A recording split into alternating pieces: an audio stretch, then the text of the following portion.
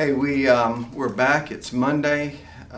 We were in court both in Georgetown and in Horry a lot. Of course, we're not going to recap the whole week because you don't want to hear about all of that. But we did have a significant plea here in Horry that would have been ready for the trial roster. The name is Zachary Stell, 37 of Myrtle Beach.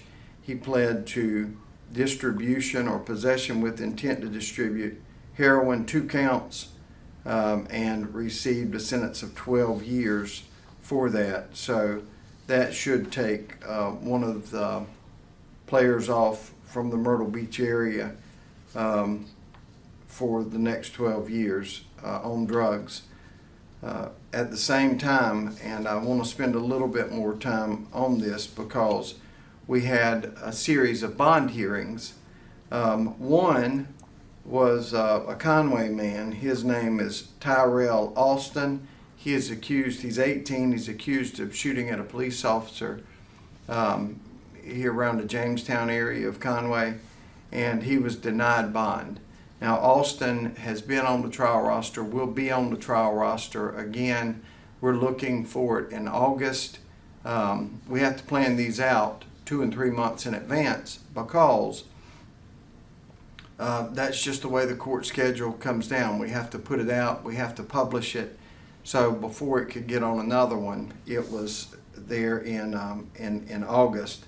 But this is probably the 3rd bond hearing he has had. Each time he's been denied bond, and his charges are attempted murder. I think I'm going to give you the other one, and then I'll go back and tell you what may be the difference.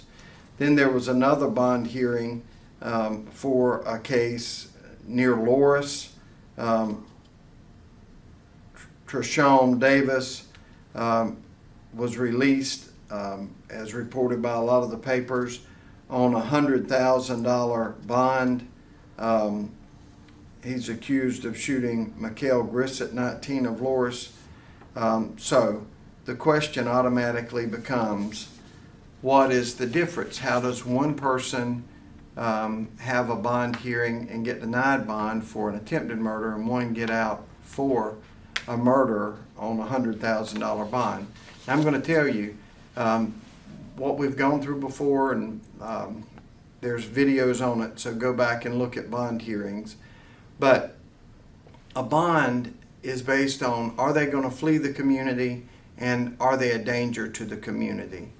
And a judge, now the prosecutor is there and we tell the judge all about why we believe that they may be a danger and and a judge has to make that decision. So the first answer is there are different judges with different sensibilities.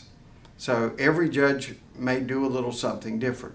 The real truth, whether anybody, including the prosecutor, likes it or not, is this: the bond hearing is not to be a punishment stage. The bond hearing is simply to say, what do we do with this person until they're convicted or until it's dismissed or until a jury finds them guilty? And based on those 2 things, flight risk and danger to the community, the judge has to make a decision of what to do. So $100,000 is a pretty big bond. It would mean that they would have to go to a bonding agency to get at least 10% of it, and then the bondsman's on the hook for the $100,000 to make sure they show back up and to make sure that they remain on good behavior. Right in the same courtroom, you've got a young man that is denied bond, where the judge looked at it and said, you shot several times at a police officer, striking the vehicle, and that could have ended very tragically, and I'm not going to allow you to have a bond. Now again, it could be different judges, it could be the same judge, but every set of facts are different. And I don't know exactly what's in the judge's brain, but I can tell you when friend and friend get into an argument, or drug dealer and drug seller get into an argument, or gang member A and gang member B get into an argument, that is one level of could this be a really bad thing, a danger to the community? It may be in a judge's mind another thing to say, you didn't know this police officer, there was no relationship, yet you jumped out and started shooting at him. You know, every set of facts are different. Every criminal history might be different. So there's a lot that goes into it that we don't go, in a short press release.